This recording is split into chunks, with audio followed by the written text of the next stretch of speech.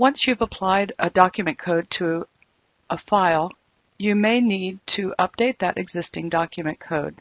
To do so, select the file, right-click, choose the attributes, and from the flyout, document code. The document code dialog box opens. Here you'll be able to change your original selections and choose Save. If I decide to change the document code to a form, I can do so here. And save. You'll notice that the document name does not change, only the document code.